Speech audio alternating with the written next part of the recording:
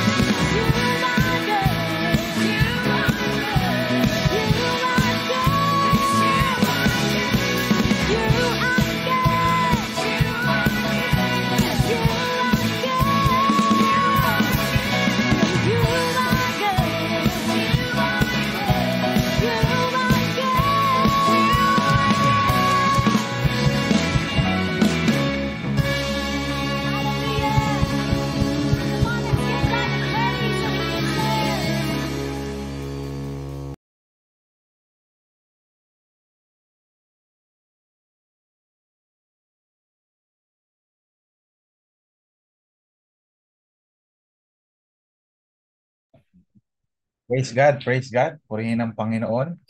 Hallelujah. Napakabuti po ng ating Panginoon. God is good all the time. And all the time, God is good. Magandang araw, magandang tanghali, magandang gabi, magandang madaling araw, magandang linggo po sa ating lahat. At kung ano man po, saan man po kayong panig ngayon, gusto ko pong sabihin sa inyo na it's a good day. Naniniwala po ako na ano man po ang ating po mga pinagdadaanan sa mga sandaling ito. Dahil ko pong sinasabi, mas marami pa rin po mga bagay na dapat po tayong ipagpasalamat sa ating Panginoon. And today, napaka-excited ko po sapagkat we're going to end our series entitled Let's Faith It sa araw pong ito. Paano nga po ba mag-operate in faith? Yan po yung ating fourth and final installment po. Dito po ngayon yan sa ating pong series na Let's Faith It. Dito po sa buong buwan po ng August, I hope no, na marami po tayong natutunan sa stories of faith. Ano nga ba ang meaning ng faith? Ano ba yung tunay na pananampalataya? Dito po sa series na ito, no, tinuklas natin ng mas malalim ang salitang pananampalataya. At tinignan po natin based sa lente, sa perspective ng Bible, ano nga ba yung sinasabi, alam nga ba yung sinasabi ni Lord patungkol sa pananampalataya. Alam niyo po, sa totoo lang, napaka-ikli, no? Bitin na bitin tayo sa isang buwan na series na ito kung pag-uusapan lang po yung faith. Bakit po natin dapat pag-usapan kasi itong faith? Kaya lang kasi every month nagbabago-bago po tayo ng series dito po sa ating church na Amazing Hope.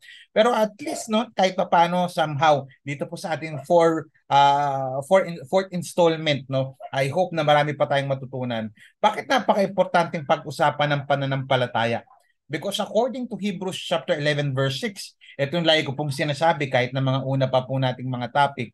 And without faith, it is impossible to please God.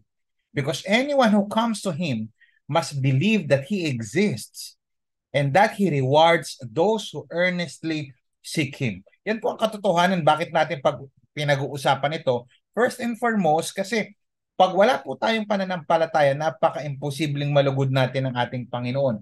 So kahit ano man ang ginagawa natin, gaano tayo kasipag, if we are not doing it by faith, we cannot please God. At pangalawa, pinag-uusapan natin yan kasi itong mundo natin ay punong-puno po ng doubt, punong-puno po ng pagdududa, punong-puno po ng fear o ng takot, punong-puno po ng mga uncertainties o ng mga kawalang katiyakan. Kaya po yung konsepto ng pananampalataya, pinag-uusapan natin yan mula pa first Sunday ng August because nagbibigay po ito ng pag-asa sa ating mga buhay. At ito pong relation o yung ating pong relationship, pinag-usapan natin yan, the whole month no, is built on the basis of our faith. Ito pong pananampalatayang ito, malaki ang naitutulong dahil yun po yung pundasyon ng ating pong pananampalataya, ng ating faith kay God. Sa series na ito, I hope marami po sa ating na-challenge, marami sa ating lumabas ng comfort zone, marami sa ating na nabuksan ng kaisipan, marami sa atin ang natuto, ano tamang konsepto ng pananampalataya as far as the Bible is concerned. Now, napaka-importante ng pag-uusapan natin sa gabing ito, sa hapon, sa umaga, depende anong oras ka nanonood at saan ka nanonood. Sabi ng isang book no ni Michael Gerber no. Sabi niya the number of businesses that have shuttered meaning yung numero daw ng mga kumpanya na nagsara since the start of COVID-19 is shocking. Sabi niya, of course, no one could have predicted a global pandemic. Wala naman daw nakakaalam. Walang nakahula, alam mo yon, walang nakaisip nito na magkakaroon ng ganitong global pandemic sa ating panahon. But entrepreneurs and business owners must be prepared. Sabi niya, kaya lang, yung mga nagninegosyo, dapat maging handa to be prepared to overcome even the most difficult challenges. That's according to Michael Gerber's book, The E-Myth. 80% of businesses fail within the first 5 years. So in summary, part ito ng kanyang book, sinasabi niya na sa mga hindi inaasahang pagsubok kagaya ng COVID-19, dapat binibigyan ng importansya yung kahalagahan, lalong-lalo na sa mga nagninegosyo, sa mga entrepreneurs, yung kahalagahan ng paghahanda, yung kahalagahan ng pag-a-adjust, at pagiging matibay ng kumpanya para hindi siya nagsara, para hindi siya magsara. Sobrang dami kasi na nagsara. So ibig sabihin, kaya kinakailangan maging handa, mag-adjust, para tumibay, para tumagal, para magpatuloy at para magtagumpay ang isang kumpanya. Now, listen, bakit ko shinare ito? Kasi ganun din pagdating po sa ating pananampalataya. Last pandemic, sobrang daming mananampalataya ang sumuko, ang huminto, ang nagsara ng kanilang pintuan pagdating sa salitang faith.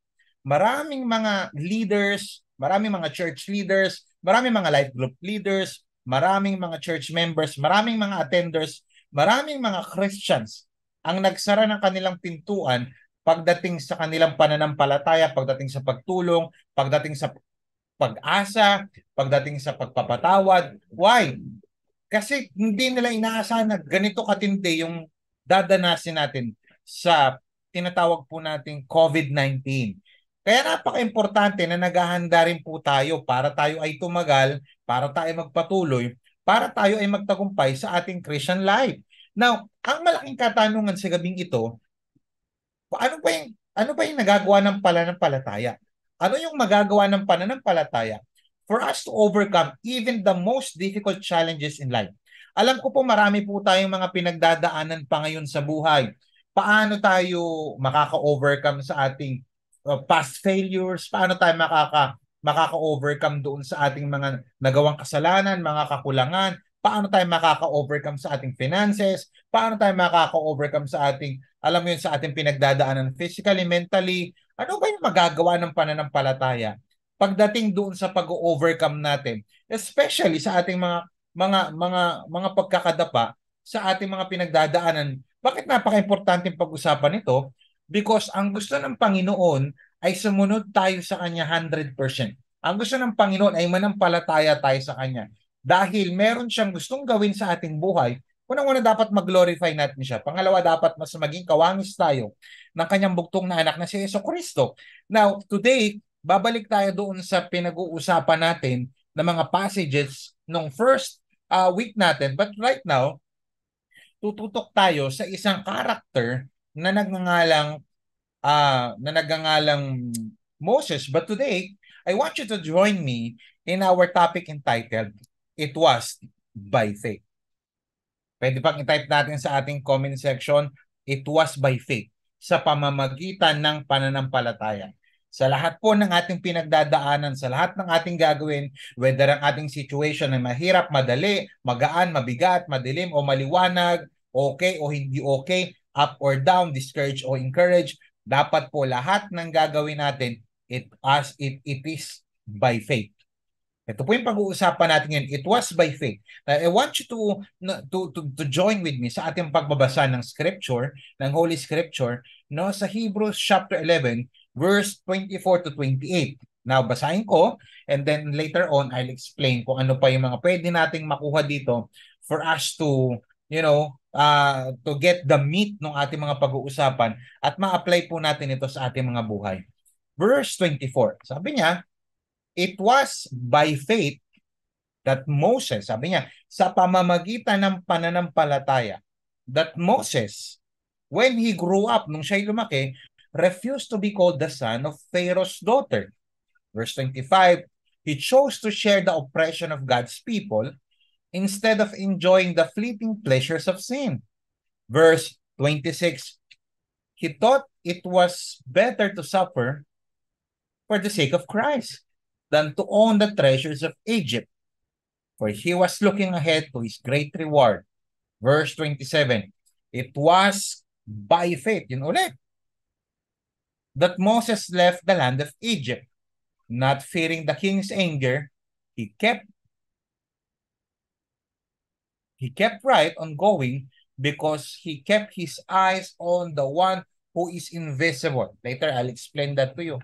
Verse 28, it was by faith that Moses commanded the people of Israel to keep the Passover and to sprinkle blood on the doorposts so that the angel of death would not kill their firstborn sons. Purihin ang Panginoon sa pagkakabasa ng kanyang salita. Now, pinag-usapan natin sa first Sunday ng August na ang Hebrews ay isinulat ng isang Hebrew para sa mga Hebrew, lalong-lalo na sa mga Hebrew na nadidiscourage, nadadapa, at yung mga Hebrew na tila baga babalik sa dati nilang buhay, magbabackslide, no? Now, pinakita ng writer ng Hebrew na sa Hebrew chapter 1 hanggang Hebrew chapter 10, pinakita yung superiority and supremacy ni Christ sa law, sa angels, kay Moses, sa mga propeta, and even sa old sacrificial system.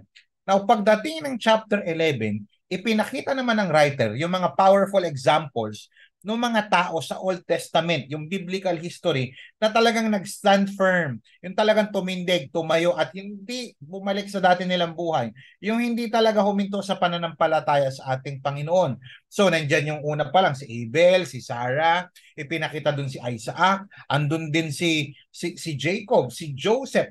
Buong chapter 11 yan, basahin ninyo, no? Si Moses, nandyan yan, yung verse 23 hanggang 28 ng chapter 11, same chapter. After nyan, si Rahab, kinuwento din, si David, and even si Samuel, no?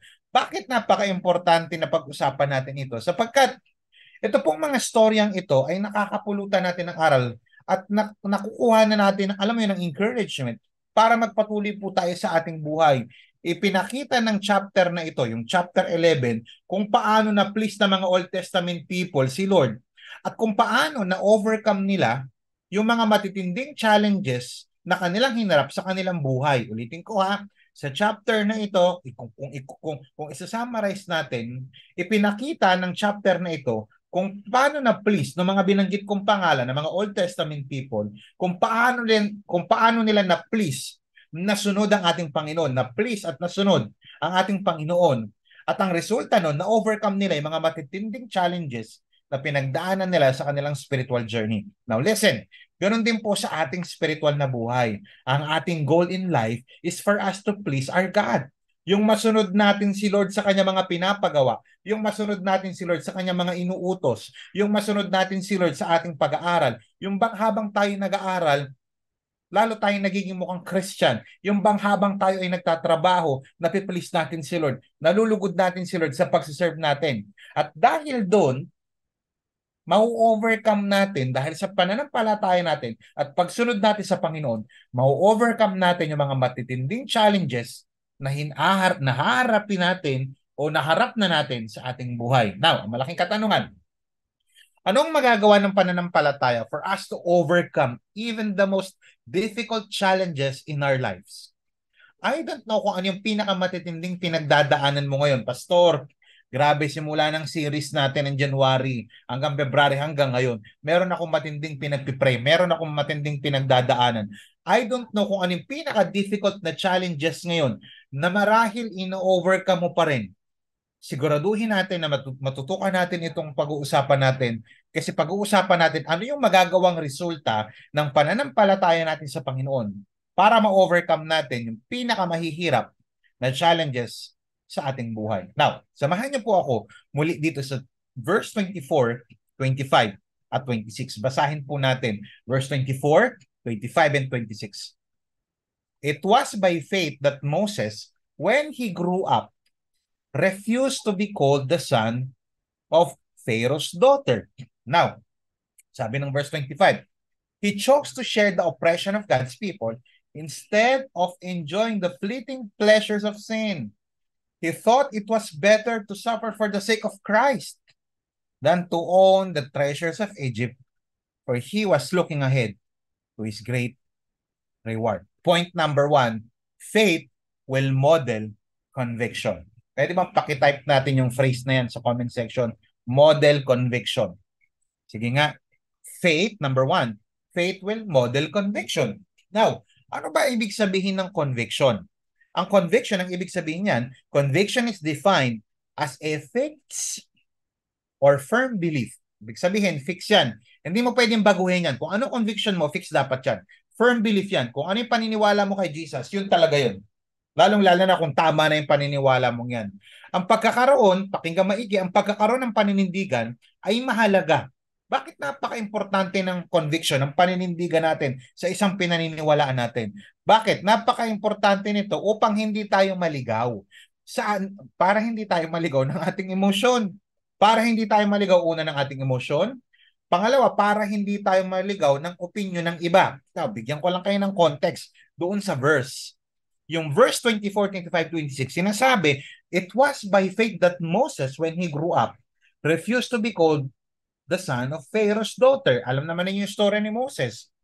Lumaki siya sa loob ng palasyo. Lumaki siya sa piling ni Parao, lalong-lalo na nung anak ni Pharaoh. So most likely ito ay lumaki sa, alam mo yon, sa marangyang buhay. At sabi pa nga ng Bible, sabi ng verse 25, he chose to share the oppression of God's people instead of enjoying the fleeting pleasures of sin.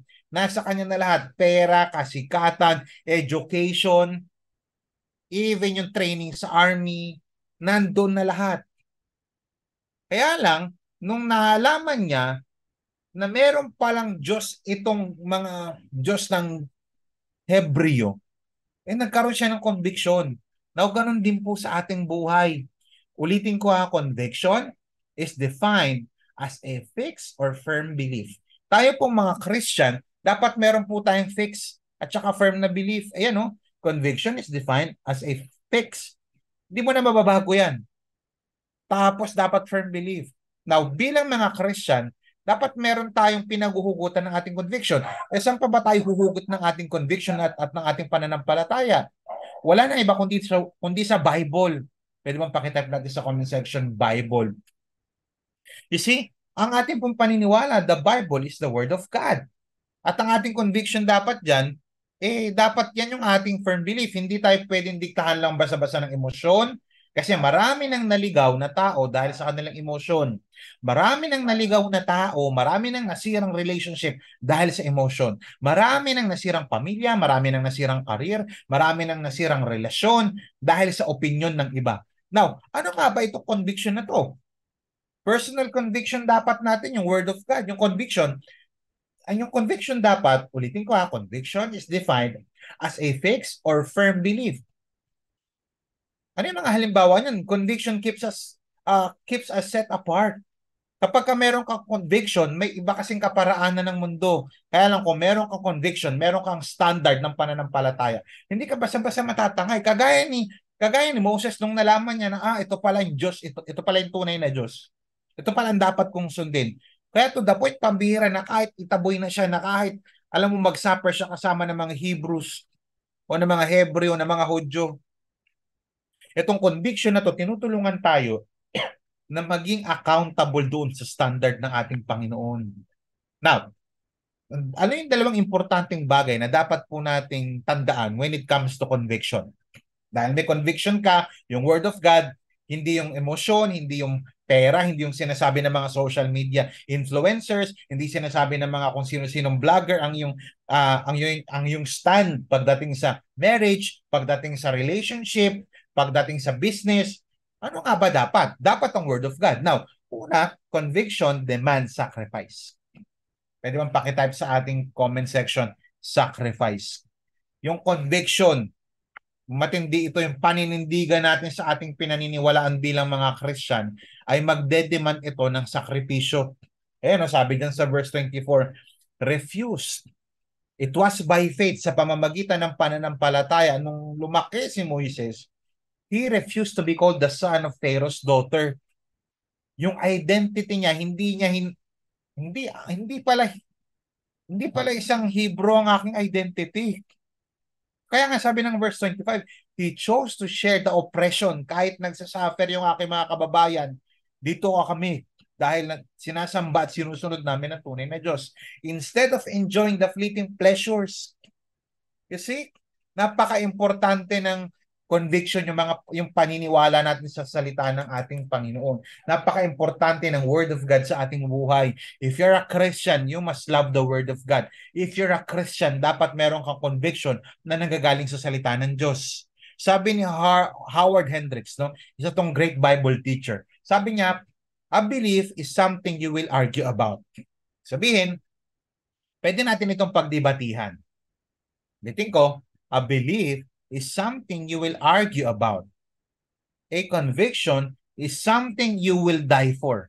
Yung firm belief mo yan, yung matinding paniniwala mo.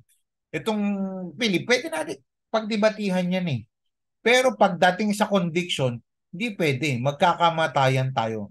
Tandaan, bago may, alam mo yun, bago may naihain na success, kinakailangan muna meron sacrifice. Si Moses, sinacrifice niya yung kanyang identity doon sa pagiging Hebrew, doon sa palasyo, alang-alang sa kanyang conviction na sumunod sa ating Panginoon. Sabi nga ni E.H.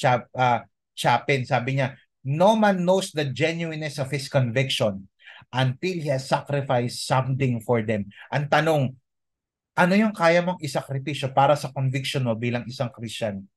You can see what you truly believe sa buhay kung ano yung kaya mong yung handang, kung ano yung kung ano yung handa mong kayang isakripisyo para sa bagay na ito. You can see what you truly believe in through the things you fight for. Paano mo malalaman kung ano yung conviction ng isang tao? Obserbahan mo kung ano yung pinaglalaban niya.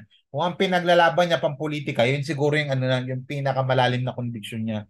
Pero kung pinaglalaban niya yung pananampalataya niya na kay Lord, baka malalim yung pananampalataya niya sa Diyos. Kaya lang nakakalungkot, no? Doon sa sinabi ko kanina, na makikita mo talaga yung tunay na pinaniniwalaan ng isang tao, depende sa kanyang pinaglalaban. Kapag ang pinaglalaban lang niya, pera, baka yun lang ang pinaniniwalaan niya. Kapag ang pinaglalaban lang niya, yung kanyang relationship, yung kilig-kilig lang, yung ano lang, yung against all odds, baka hindi niya conviction pa yung word of God. Kasi okay lang ipagpalit si Lord eh. Alang-alang ko sa matagal ko ng crush, alang-alang sa matagal ko ng gusto. Kaya lang ang tanong, gusto ba ni Lord yan para sa'yo? Kaya lang nakakalungkot, no? Sa mundo natin ngayon, lalong-lalo na sa Christian, sa mga Christians, sa mga professing Christians, may mga strong conviction tayo sa mga weak issues. Ulitin ko ha, may mga strong conviction yung handa kang ipaglaban ng patayan. Kaya lang mga weak issues. Ano yung weak issues? Yung patungkol lang sa basketball, patungkol lang sa saklay, sa style ng buhok. Hindi, dapat pag ganito yung one side. Hindi dapat pag ganito. Yung mga weak issues, yung mga pang mabababaw lang. Tapos ang weak ng conviction natin pagdating sa mga major issues. Kagaya ng kung ano ang tama at kung ano ang mali. Tandaan natin mga kapatid, ang ating ipinaglalaban dito ay ang tama, ay ang salita ng ating Panginoon. That is why meron dapat tayong biblical conviction. Dapat may conviction tayo na kung ano man yung ating pinaniniwalaan, ilalaban ko ng patayan yan. Hindi nyo pwedeng makuha yan. You see? Kamusta? Inilalaban mo ba yung patayan yung prayer life mo? Handa mo bang ilaban ng patayan yung iyong devotional life? Yung life group, handa ka ba na ilaban niya na hindi? Di bali ng ganito, ganyan. Basta importante maka-attend ako ng life group. Kamusta sa Lord's Day? Handa mo bang ilaban yan? Yung Lord's Day na yan? Yung pagsisimba? Over sa pagpasyal? Hindi ko sinabing masama pumasyal. Pero kung ang conviction mo, simba muna bago pasyal. Okay yun. Handa mo bang ilaban yung mga training sa church? Yung training sa spirituality? Yung mga church discipline? Yung mga training para tumibay pa yung pananampalataya. Kapag kahanda ka, marahil malalim ang conviction mo pagdating sa salita ng Diyos. Ito, matindi to. You see, matindi tong si Moses. Handa niyang kalimutan lahat alang-alang sa pagsunod niya sa Diyos. You see, if you don't live for something, you will die for nothing. Kung hindi ka nabubuhay sa isang bagay, ano purpose mo? Ano yung isang bagay na handa mong ilaban ng patayan? Ano yung isang bagay na handa kang mamatay alang-alang sa pagsunod dito? You see, yung mga disciples, yung mga Christians ng unang panahon, sila ay handang mamatay alang-alang sa pagsunod kay Kristo. Tanong, para saan ka nabubuhay? At para saan ka handang mamatay? Sinusulit mo ba yung buhay mo dito para sa sarili mo ng kagustuhan? O sinusulit mo yung oras mo dito sa mundong ito para sa kalooban ng ating Panginoon? Sabi ni Martin Luther King Jr., sabi niya, if you have not discovered something, you are willing to die. Ulitin ko, if you have not discovered something you are willing to die for, then you are not fit to live. Kung hindi mo pa nadidiscover isang bagay na willing kang handa ka mamatay para dito, hindi ka pwedeng mabuhay. Kaya maraming tao ngayon, hindi pa nila alam yung pinakatunay na purpose ng kanilang buhay. Kaya marami pa rin tao ngayon hindi pa rin nabubuhay ng totoo. humihinga, they are just living for the sake of existing. Ang panalangin ko sa nakakapanood ngayon, kagaya ni Moses, na buhay siya sa isang purpose at ang purpose na yon ay paglingkuran ng ating Panginoon. Kung hindi mo pa natutuklasan ng isang bagay na handa kang mamatay para dito, hindi ka pa nararapat mabuhay. Pangalawa, conviction develops success. Una, conviction demands sacrifice. Kung ano yung conviction mo bilang anak ng Diyos, handa kang mag-sacrifice for the sake na masunod si Lord. Ibig sabihin, handa kang isakripisyo yung time, talent, and treasure mo para masunod lang si Lord. Para lumalim palalo ang iyong pananampalataya sa Panginoon. Handa ka dapat isacrifice yung iyong kakarampot na mga pahinga para makapag-pray palalo, para makapag-devotion, para makapag-start ng live group, para makapag-live group, para maka-attend ng mga trainings, para makapag-devotion sa ating Panginoon. Pangalawa, conviction develops success. Sabi ng verse 26, he thought it was better. Naisip niya na mas okay na mag-suffer alang-alang kay Kristo kaysa naman yung meron ako mga treasures dito sa Egypt. Pero sabi niya, for he was looking ahead to his great reward. Meron ako nakikita na reward. You see? Kaya maraming sumunod dito kay Moses, kaya maraming naniwala rin kay Moses, bukod sa mga milagrong pinakita niya, ipinakita niya na willing siya na sumunod sa ating Panginoon at iwanan yung treasures ng Egypt. Sabi ni Randy Singer, sabi niya, people want to follow someone with convictions, not questions. Yung mga tao daw, gusto daw sundan yung mga taong may mga conviction. Hindi yung mga taong maraming puro tanong. Smooth eloquence can never take the place of unwavering belief. Yung magaling magsalita pero hindi mo nakikita yung conviction sa kanyang gawa. Yung sinasabing mahal ko si Lord pero hindi naman kayang ilaban si Lord. Yung sinasabing, mahal ko ang pinapagawa sa akin ni Lord, pero hindi naman kayang ilaban din, hindi kayang magsakripisyo alang-alang sa pagsunod kay Lord. You see? Walang paninindigan. Bakit kinakailangan ko magkaroon ng biblical conviction? Bakit kinakailangan ko po mga kapatid? Bakit kinakailangan natin ma-develop yung ating biblical conviction? Why? Because conviction are important because they help us stand firm when this world is uncertain and changing. Ano ba naman yan? 2023 na, naniniwala ka pa rin sa Bible? Magti-2024 na, come on people. You see, kung wala kang conviction, madadala ka sinasabi nila, oo nga no, dapat paniwalaan ko na to kasi 2023 na. Dapat hindi na masyadong naniniwala sa Bible. You see, bakit kinakailangan natin ng biblical conviction? Ba't kinakailangan natin ng Word of God? Kasi dito yung sentro ng ating morality. In the midst of immorality. In the midst of immoral world. Convictions keeps us on point and reminds us what matters most. Kapag ka may conviction ka, tinuturuan ka, sinasabi nito, pinapaalala sa'yo ng biblical conviction, ng Word of God, ano ba mas importante? Yung pagmamahal mo sa tao o pagmamahal mo kay Lord? Ano ba mas importante? Yung trabaho mo o si Lord? Yun ang matindi. Yung pag-aaral mo is Lord. Okay ang mag-aaral, okay magtrabaho, pero nagiging masama ang isang bagay na ginagawa natin kapag inilalayo na tayo nito sa ating Panginoon Diyos. At ang conviction, bakit napaka-importante ng biblical conviction? Because biblical conviction helps us to endure temptation without compromise. Gaano karaming Christian ngayon ang nagko-compromise na dahil ang babaw, ang labnaw ng biblical conviction. Gaano karaming mga Christian ngayon ang nagsasabing, Christian ako, pero ang daling mag-compromise kapag ka andyan na ang temptation. Ang daming nagnanakaw pa rin, ang daming nagmumura pa rin, ang dami pa rin nai-involve sa hindi magandang gawain. Why? Kasi kino-compromise nila yung kanilang conviction. You see, if you want to stand firm until the end, kailangan malakas ang yung biblical conviction. Kasi ang biblical conviction, pinuprove nito yung iyong pananampalataya. Bakit napaka-importante ng conviction? Kasi tinutulungan tayo nito na makaangkla pa rin sa Word of God at hindi tayo basa-basa matangay ng mundong ito. Sa pag-aaral, sa school, sa trabaho, sa relationship, kung gusto mong manatiling napiplease pa rin ang ating Panginoon sa buhay mo, siguraduhin mo na meron kang biblical conviction.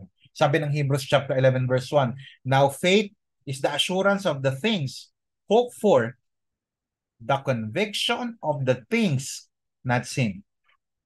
Napaka-importante ng conviction natin. Bakit? Kasi if you want to overcome challenges as a Christians, darating pa rin yung mga challenges, yung mga struggles, see to it na meron kang biblical conviction. Without this conviction, obstacles can quickly become permanent barriers to success. Kung wala kang biblical conviction, ang bilis bumagsak, ang bilis magtampo, ang bilis umalis, ang bilis mawala sa life group, ang bilis mawala sa church, ang bilis alam mo yung magtampo, ang bilis mag-rant, ang ikli ng pasensya kasi walang conviction. Kung gusto mo na manatili hanggang huli, napaka-importante ng biblical conviction.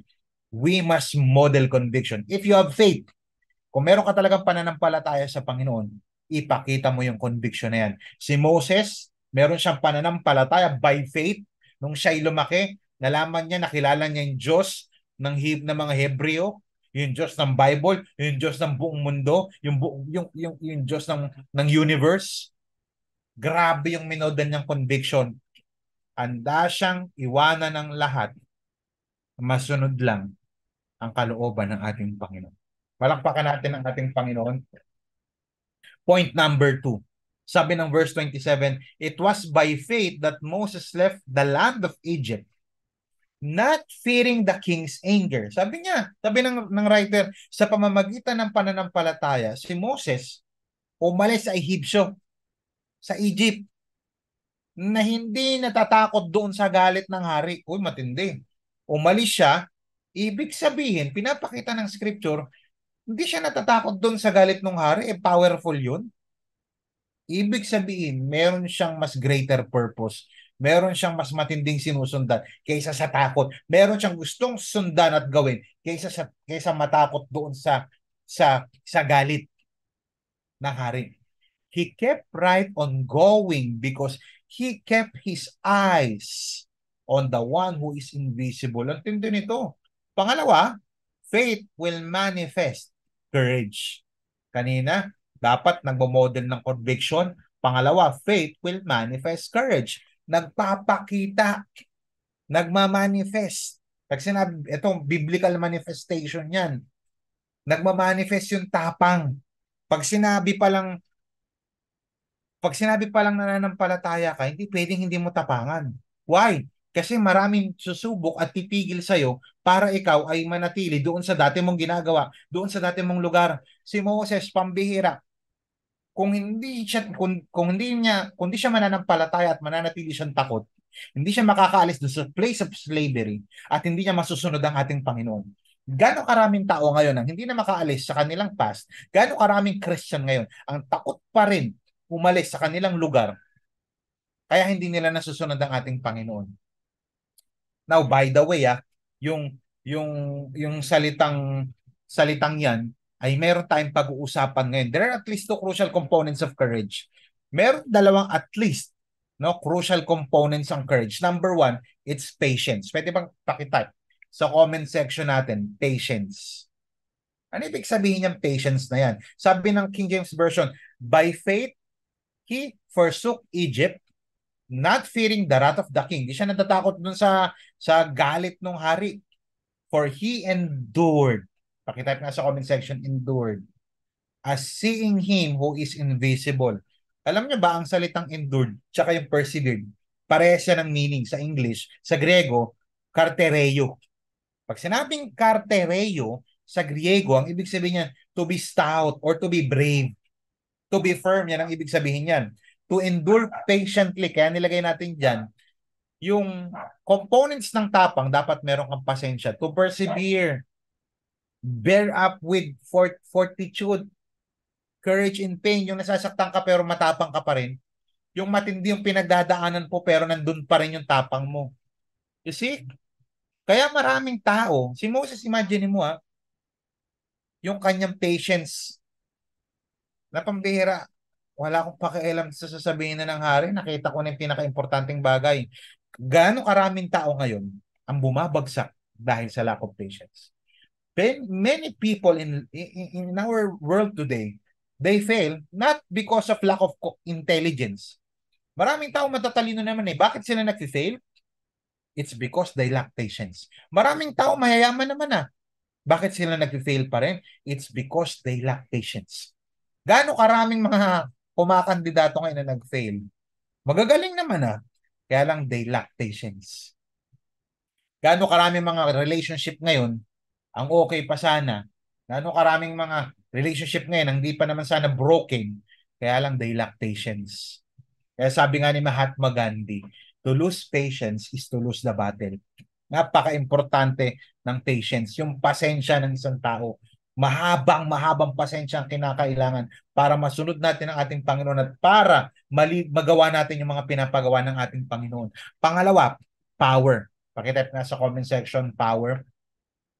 Yung kartereo, yung sinabi ko kaninang Greek word niyan, ng kartereo, ng endured and persevered o persevere. Yung kartereo na yan, yan yung ang original nitong Greek word ay kratos, which means power, puwersa, o lakas, strength. Kaya sabi niyo, because of his faith, he left Egypt. It wasn't because he was afraid. Umalis siya sa Egypt, hindi dahil natatakot siya. It wasn't because he was afraid of the king's anger. Hindi siya natatakot dahil galit yung hari. Umalis siya sa Egypt kasi meron siyang mas nakita na higit pa kaysa sa Egypt. Na higit pa kaysa sa kayamanan. Na higit pa kaysa sa karangyaan. He didn't let anything stop him. Yun yung power. He saw the one who can't be seen. Nakita niya yung isang hindi nakikita. You see, pinakita ng passage na ito na hindi napahinto ng problema si Moses, na hindi napahinto ng takot si Moses, na hindi napahinto ng threat si Moses. Kaya siya nagpatuloy, kaya siya naging successful sa kanyang paglalakad bilang isang anak ng Diyos. Hindi siya perfect, pero naging successful, naging tamang isa sa mga magagandang modelo ng pananampalataya because hindi siya napahinto ng kanyang mga pinagdadaanan ng takot at even ng threat sa kanyang buhay yung kanyang pananampalataya. Alam niyo, sa totoo lang mga kapatid, maraming magpapahinto sa inyo ngayon. Maraming magpapahinto para hindi ka mag-operate sa faith. Pahihintuin ka sa mga nag-aaral ngayon. Maraming magpapahinto sa iyo para hindi ka na magpatuloy sa pag-aaral. Maraming magpapahinto sa iyo para hindi na magtrabaho. Maraming magpapahinto sa iyo para hindi na magpatuloy sa pagmamahal sa iyong family. Maraming magpapahinto sa iyo para hindi na sumunod kay Lord. Maraming magpapahinto sa iyo para hindi ka na mag-pray, para hindi ka na umattend sa live group, para hindi ka na umattend sa church. Maraming magpapahinto sa'yo para maging matamlay ka na sa devotion. Maraming magpapahinto sa'yo para hindi ka na magpa-disciple. Maraming magpapahinto sa'yo para hindi ka na makipag-fellowship. You see? Marami ang magpapahinto sa'yo, pero faith ang magpapatuloy sa'yo. Kung gusto mo magpatuloy, have faith.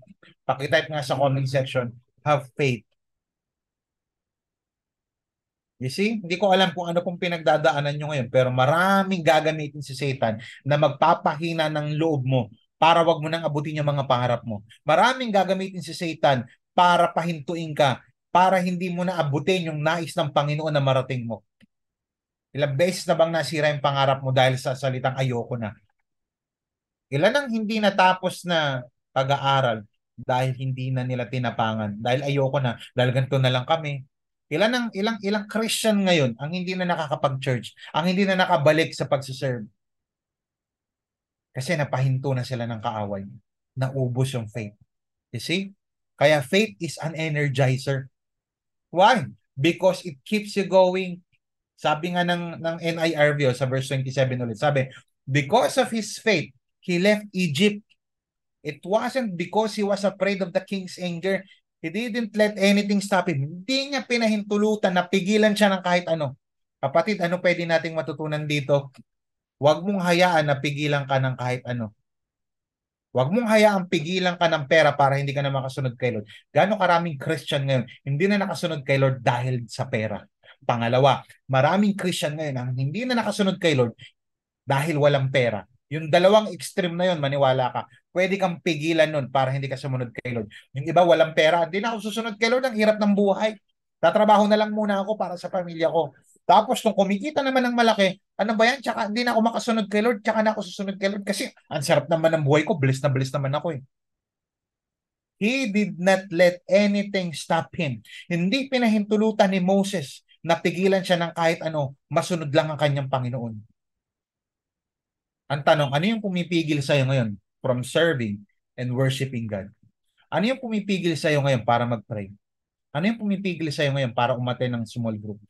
Sino ang pumipigil sa'yo para umattend ng church? Sino ang pumipigil sa'yo para magbigay ng tapat? Ano yung pumipigil sa'yo para makapagbigay ng tithes and offering mo? Sino ang pumipigil sa'yo para hindi ka na makapag-devotion? I know God is talking to someone today.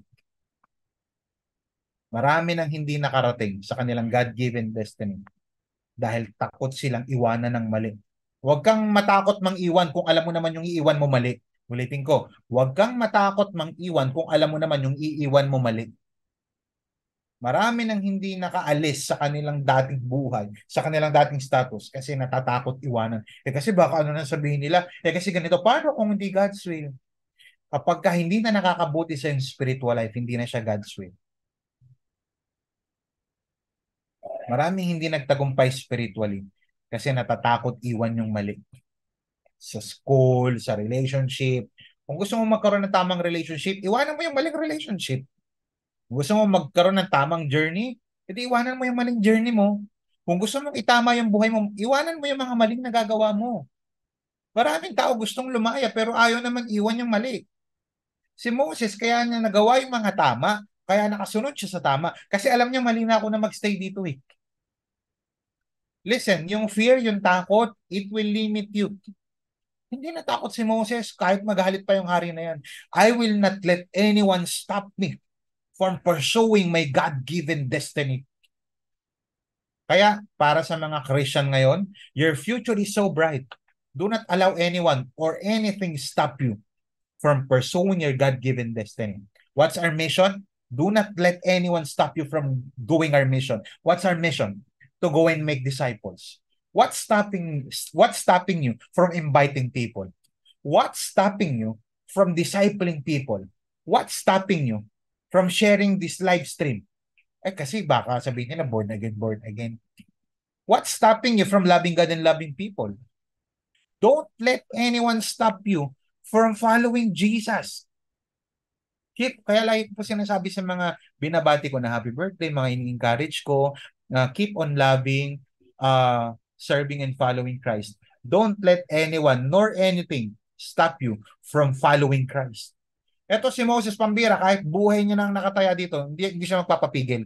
Bakit? Kasi nakuha ko na eh. Nakita ko na yung isang bagay na hindi nakikita ng iba.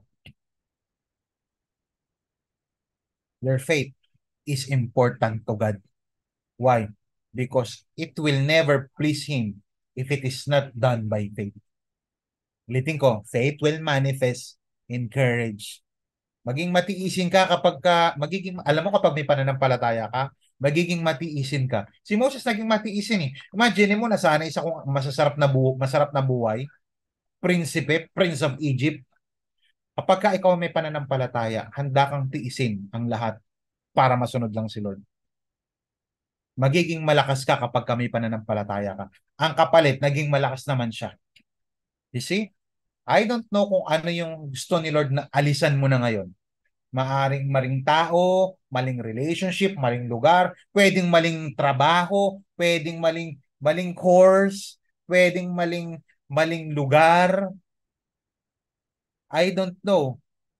Pero kapag sinabi ni Lord, hindi na tama yung ginagawa mo, labas ka na. Huwag kang matakot sa sasabihin ng iba. Mas matakot ka sa ating Panginoon. Dahil ang ating Panginoon ay makapangyarihan. Pwede bang palakpakan natin ang ating Panginoon? Point number 3. Sabi ng verse 27 and 28, ang ganda nito. It was by faith that Moses left the land of Egypt, not fearing the king's anger. Hindi siya natakot. He kept right on going because he kept his eyes on the one who is invisible. Doon siya nakafocus sa isang hindi nakikita. It was by faith that Moses command the people of Israel, dahil sa kanyang pananampalataya din, inutusan niya yung people of Israel to keep the Passover and to sprinkle blood. Naalala niya naman siguro yung story. Ito na yung huling-huling gagawin ni Lord na milagro sa pamamagitan ni Moses sa mga tao sa Egypt para ipakita na gusto na ni Lord talagang palabasin yung mga tao sa Egypt.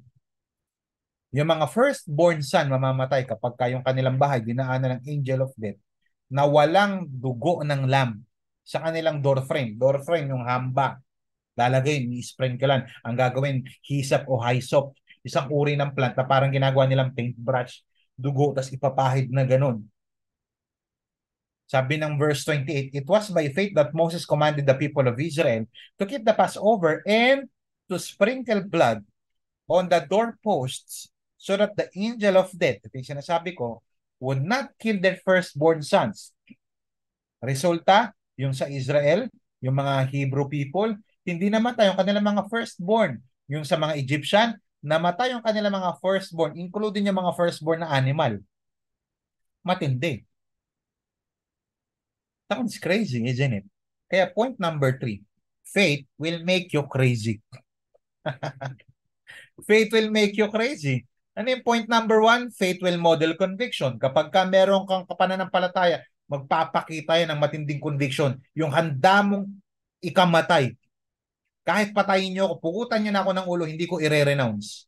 Hindi ko i-denounce. Hindi ko ipagkakalulo yung aking pananampalataya kay Lord. Faith will manifest courage. Kapag may pananampalataya ka, magpapakita yan ng katapangan. At pangatlo, pag may pananampalataya ka, magmumukha kang baliw. Ano ibig sabihin ng pastor? Ano ba ibig sabihin nitong baliw na to? Crazy, listen to this. Crazy means strange or unusual. A person considered as having extreme or irrational views. Parang baliw, parang kakaiba. Nababaliw ka na ba? Gagawin mo yan? Kukuha kayo ng dugo at ipapahid nyo, nababaliw ka ba? Kaya tingin nga nila minsan sa mga Christian baliw eh. Alive, alive, ay, ay. Ba't parang kayong ganyan, parang kayong baliw, nagkakantahan kayo eh. Sinasamba namin yung isang Diyos na hindi namin nakikita eh. Ba't ganun parang kang baliw yung iba nga ganito, nagko-compromise si ganito. Tapos ikaw ganyan pag pa-church-church ka. Pag Sunday dapat pahinga, wag mag-church. Parang kang baliw. Sa mata ng tao na mga hindi mananampalataya, mukha talagang baliw ang mga Christian. Why? Because of our faith. Kapag ka i-describe ng isang taong baliw, parang ang weird. Kaya tingin nga sa atin ng mundo weird eh. Faith will make you crazy. Bakit? May dalawang epekto yung pananampalataya natin. Tignan nyo to ha. Kaya nagmumukha tayong baliw sa ibang tao. Number 1, because of our unique vision. Because of unique vision. Sabi ng verse 27, no, he kept right on going because he kept his eyes on the one who is invisible. Teka muna. Aalis ka sa isang lugar na kung saan marangya na pamumuhay mo, aalis ka sa lugar na kung saan lolo mo nga yung hari eh. Visible na nga, kitang-kita mo. Tapos yung mata mo ngayon aalis at ang makikita mo yung invisible. This is exceptional kind of vision. Why? Because sabi nga faith is the invisible. Because he saw. Paano niya nakita yung isang invisible? Now, sa theology, ang tawag po dyan ay Christophany. Yan. Hindi mo naman talaga makikita si Lord because God is spirit and we must worship Him in spirit and in truth. Kaya lang sa Old Testament, according to Bible scholars, kapag ka ang si Lord ay nagpapakita sa katauhan ng isang tao sa Bible, ang tawag doon Christophany. Yung physical manifestation ni Jesus Christ sa Old Testament. Kapag ka sa mga bagay naman, kagaya ng burning bush, tawag naman doon theophany. Ang pagpapakita ng Diyos sa pamamagitan nitong burning bush na ito. Pero kapag ka yung katauhan ng tao, parang yung kasama ni Meshach, Shadrach, and Abednego sa malaking pugon. May tatlo lang yung tatlo lang silang pinapasok pero may pang-apat pa daw na tao. It's Christophany, ang tawag din ng mga scholars, ang pagmamanifest physically ng Diyos sa katauhan ni Jesus Christ. Kaya tingnan niyo, sabi ng verse 26. Balikan natin saglit. Yung verse 26. Sabi ng verse 26, so, he thought it was better. Naisip niya, mas okay pang mag-suffer for the sake of Christ than to own the treasures. Prince of Egypt ito. Mapera ito, nasa kanya lahat. Educational, name it. Pera, meron. Pagkain, meron. Karangyaan, meron. Pero sabi niya, mas pinili niya mag-suffer for the sake of Christ than to own the treasures of Egypt. For he was looking ahead to his great reward for the sake of Christ. You see, ang faith nakikita yung mga hindi nakikita ng laman. Dito, pinapakita lang ng writer na si Moses nag-focus kay God. God is invisible to the eyes of the flesh. O to the eyes of flesh, but not to the eyes of faith.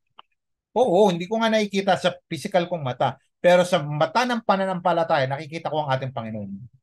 Faith sees eternity, but flesh only sees time. Kaya nga, anong oras na, bla bla bla. Kasi, nasa physical realm eh. Pero sa eternity, pambihira. Pero sa mata ng faith, makikita mo hindi yung physical time, kundi eternity. Faith sees the spiritual, but flesh see the material.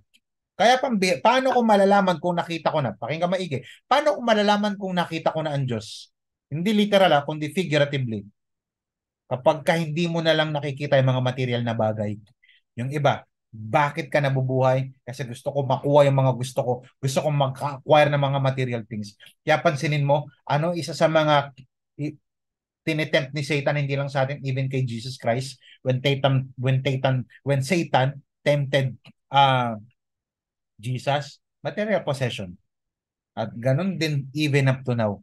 Pinapakita ng mundong ito sa katauhan ng social media, mga social media influencers, na dapat at the age of ganito, walang masama doon, pero binubulag tayo na ito na lang ang gawin mo. Material things, pera, pera, pera, alahas, magagarang sasakyan. Paano ko malalaman kung spiritually nakakakita na ako? Kapag ka hindi mo na lang nakikita basta-basta yung material things, na basta material things lang. Kapag nakikita mo na itong material things na to, nagagamitin ko para kay Lord, para sa ministry niya. And ultimately, nakikita mo na yung spiritual side ng lahat ng bagay. Ulitin ko, paano ko makikita kung bukas na yung spiritual eyes ng isang tao? Nakikita niya na yung sa spiritual side, hindi lang material. Si Moses, nakita na niya kung ano yung dapat niyang makita. Hindi ito yung treasures ng Egypt, hindi yung karangyaan, hindi yung kayamanan. Para sa kanya, higit pa sa kayamanan si Kristo. Ngayon ang tanong, higit pa ba sa'yo?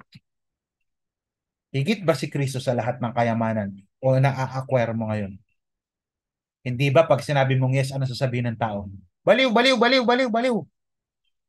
Ganda na ng trabaho mo, nag-resign ka pa eh. Kasi napapabayaan ko na yung ministry ko eh. Napapabayaan ko na yung mga dinidisciple ko. Napapabayaan ko na yung spiritual life ko. Hanap na lang ako ng trabaho na hindi ko mapapabayaan. Ay isang schedule, hindi mapapabayaan yung ministry tsaka yung calling ko. Baliw, baliw, baliw, baliw. O, tingnan mo. Crazy. Hanggat hindi mo nakikita yun, maniwala ka. Patuloy kang magi-struggle sa mga material na bagay.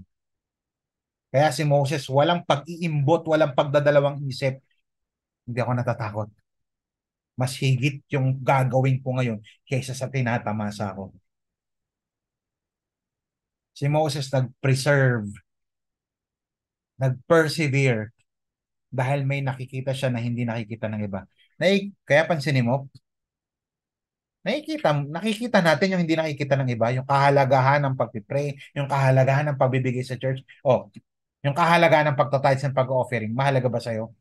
Sa iba hindi nila nakikita yung halaga nun, pero sa atin mahalaga yun. Kaya ang tingin sa atin ng mga unbeliever, baliw. Kasi yung faith, nakakabaliw talaga. If you want breakthrough in your life, matuto kang tignan yung hindi nakikita ng iba. Kaya maraming Christian yung professing Christian, carnal. Kasi yung galaw nila, pang makamundo na, material. But faith sees the invisible. Faith sees the invisible, believes the impossible, and receives blessing coming from our Lord. Sabi ni Neil Gabler, sabi niya, the author of Walt Disney. Sabi niya, The Triumph of the American Imagination wrote an article.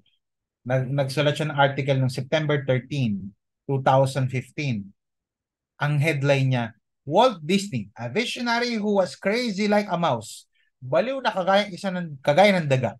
In the end, the company flourished. The company grew precisely because Disney was such an indifferent businessman. Kakaibang negosyante ito. Noong una walang naniniwala eh. Kaya ba yan? Posible ba yan? Crazy. Baliw to eh. Pero yung tinatawag nilang baliw ngayon, nakita niya naman kung gaano katindi, indifferent businessman, indifferent company. May mga taong tatawanan tayo. May mga taong tatawanan ka dahil sa iyong pananampalataya. May mga taong tatawanan ka dahil sa iyong pinaniniwalaan. Let them call you crazy as long as you are pleasing God with your craziness. With what they call craziness. Walang pakialam itong may-ari ng ng ng Walt Disney. Wala rin pakialam itong mga taong ito na kahit tawagin nilang baliw na to si Moses. Dahil iba yung nakikita nila sa nakikita mo. Ang faith natin, tandaan nyo, may kakayahang makita ang potential ng isang bagay. Kapag wala kang faith, hindi mo makikita.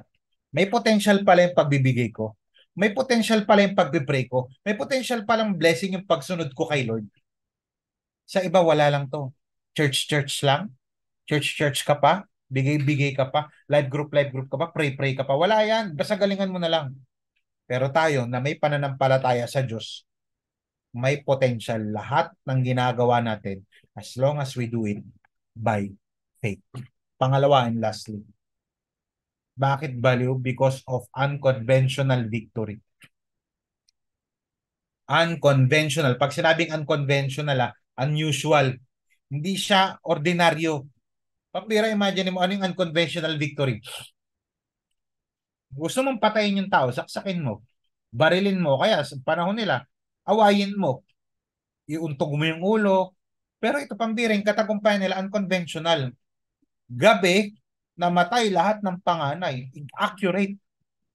Pati yung panganay na hayop. Ito yung tagumpay nila Moses. Tagumpay nila Moses na hindi na pagtagumpayan ng iba kasi hindi sila sumusunod. You see? If you want to become a successful Christian, mapagtagumpayan mo yung hindi na pagtagumpayan ng iba, sumunod ka. Ito yung tagumpay na supernatural ang kapamaraanan. Kala ko ba sino mag-aakalang dugo lang ng hayop ang gagamitin for their protection? Sino mag-aakala na pahid-pahid lang sa iba pero yung pala yung magliligtas ng kanilang buhay? Unconventional victories, unusual victories. Now let me close with this unconventional victory. Para sa mga tao, kahangalan yung ginawa ni Jesus Christ sa cross. Para sa ibang religion, akala ko ba Diyos yan? Ba't pinako? Akala ko ba Diyos yan? Sabi ng ibang mga mockers ni Jesus Christ. Akala ko ba kung Diyos ka? Sabi pa nga nung isa niyang katabi. Kung Diyos ka nga, manunubos ka, maniligtas ka. Iligtas mo nga kami dito. Hindi nila alam yung ginagawa ni Jesus Christ. Para sa kanila unconventional. Pero yun yung victory na itinalaga ng ating Panginoon. Unusual yung pagsunod, unusual yung breakthrough, unusual yung katagumpayan niya. Para sa iba, yung ginagawa natin, walang kwenta. Pero yung ginagawa natin, ito ay nakakalugod sa ating Panginoon. Huwag mong hayaan na yung ginagawa mo ngayon o yung pag-aaral mo, pagtatrabaho mo, pagninegosyo mo, pag-aasawa mo, pag-girlfriend, boyfriend mo, agawin yan yung mga pinapagawa sa ng Panginoon. Unusual victories.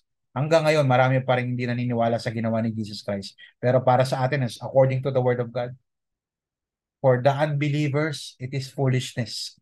Pero para sa atin, the cross, sabi ni Apostle Paul, it is the power of God. Kapangyarihan ito ng Panginoon na nagligtas lahat ng tao na mananampalataya sa kanyang buktong na anak na si Jesucristo. In conclusion, faith will model conviction, faith will manifest courage, faith will make you crazy. Let me close with this verse. 11, verse 27 ng Hebrews. By faith, he left. Pwede bang paki-type sa comment section, he left. He left Egypt, not fearing the king's anger. He persevered because he saw who is invisible. Egypt, he left Egypt, iniwan niya Egypt. Egypt is a place of slavery, physically and spiritually. Sa kanila, place of slavery yun. Pero sa atin, figuratively speaking, meron din tayong mga place of slavery. Meron din tayong kanya-kanyang Egypt. Ito yung lugar na umaalipin sa atin. Ito yung activity na umaalipin sa atin. It can be relationship, it can be a person, it can be a job na umaalipin sa'yo para di ka na makasunod kay Lord. It can be a habit, wrong habit. Ang tanong, ano yung umaalipin sa'yo up to no kaya hindi ka nakakasunod kay Lord? Kaya hindi ka nakaka-operate sa supernatural, sa faith. Tawan tanong sa mga nanonood ngayon, sa mga kasama po natin dito, sino dito may gustong iwanan ng Egypt sa kanyang buhay? I want you to type amen. Maaring lumang buhay, lumang habit, marahil lumang pagkatao, o marahil lumang estado ng buhay. Sabi ng Bible, by faith he left Egypt. Hindi ka makakaalis dyan kung lagi na lang sa sarili mong lakas. Kung gusto mong umalis, pwede kang umalis ngayon sa Egypt mo, lugar na nagpapahirap sa'yo. Kaya lang gawin mo ito by faith. By faith, mag-impake ka na ngayon para umalis. Huwag ka matakot. Huwag ka matakot kahit magalit pa sila. Kahit sino man ang magalit sa'yo, basta siguraduhin mo na yung kasama mo sa paglabas mo at yung pupuntahan mo kalooban ng Panginoon. Huwag kang matakot. Marahil karamdaman yan o lumang buhay. Kasama mo ang Panginoon. Gusto mong sumunod sa Panginoon? By faith. Manalangin po tayo. Panginoon, maraming salamat po sa gabing ito. Thank you, God, for the opportunity that you've given us. Thank you, God, for teaching us your ways. Teaching us that Jesus Christ is the only way. Lord, thank you dahil yung pananampalataya pala dapat nagmo-model ng conviction. Kaya lang yung conviction na to magdedemand ng sacrifice. Marami kaming dapat isakripisyo. At kaya lang, Lord, kapag sumunod kami, magde-develop ito ng success. Lord, yung pananampalataya dapat nagmamanifest dito yung courage. Courage nagbibigay sa amin ng power at ng patience. Higit sa lahat, Lord, salamat dahil pinarealize mo sa amin na sa mata ng iba magmumukha kaming baliw. Kasi unconventional yung mga ginagawa namin, unusual. Dahil meron kaming nakikita na hindi nila nakikita. Yung aming nakikita ay hindi lang pang-physical kundi pang-eternity. Lord, salamat. By faith, ikaw na kinakausap ng Diyos ngayon. If you want to leave your Egypt, yung place of slavery, ano yung umaalipin sa'yo ngayon? Umaalipin sa oras, sa pera mo, at sa yung talent. Umaalipin to the point na hindi mo na nagagamit yan para kay Lord. Hindi ka na nakakapag-serve, hindi ka na nakakapagbigay ng tama kay Lord, ng yung the best, ng excellence kay Lord. Dahil sa mga umaalipin na yan. Kapatid, by faith, you must live now. If you want productivity, effectivity in your life, if you want healing, if you want prosperity, whether ito ay financial prosperity or spiritual prosperity, you cannot experience prosperity, biblical prosperity, if you are not going to leave that place of slavery. Habang buhay kang gagapusin yan. By faith, accept Christ as your Lord and Savior. If you want to be saved from being judged by God, then go to hell later. You need to admit that you're a sinner and believe in the finished work of Jesus. Confess that Jesus Christ is your Lord and Savior. At ipapakita yan, kung tunay yung faith mo, buhay na faith, may pagsunod, may pagbabago, at sasama ka sa gawain ng ating Panginoon. Panginoon, maraming salamat po sa gabing ito. Dakilain ka, luwalhatiin ka, sambahin ka. Sa ngalan ng Ama, ng Anak at ng Espiritu Santo. Amen at amen. Hallelujah. Palakpakan po natin ang ating Panginoon. Praise God. Congratulations sa lahat po ng naka-attend ng ating pong lahat ng series natin. Dadako po tayo sa ating pong pagbibigay. At dyan na po yung ating pong giving. I want you to give your best to God. I want you to, kung ikaw ay disciple na ni Christ, ito ay responsibility, obligation, and at the same time, privilege to give our best offering to God. Kung ikaw ay manggagawa o part na ng Amazing Hope Marikina Campus, I want you to give your best. Ibigay natin yung tama para sa Panginoon. Huwag natin pahintulutan na sa mall, sa milk tea, sa mga bagay-bagay na ibibigay natin yung the best. Kay Lord, wag tira-tira. Ibigay niyo yung the best kasi first and foremost, binigay niya yung kanyang the best sa pamamagitan ng pagbibigay ng the best offering na pwede niyang ilagay sa cross, kundi yung kanyang bugtong na anak na si Yesu Cristo. This is Pastor Paul. I want you to be excited because next week, we're going to enter a new series, September series. Abangan yan, napakagandang series. Nakaabang-abang at ka-exciting pakinggan dahil magkukos ito ng pagbabago sa ating buhay. Happy Sunday! Happy giving and happy Lord's Day to everyone. God bless you.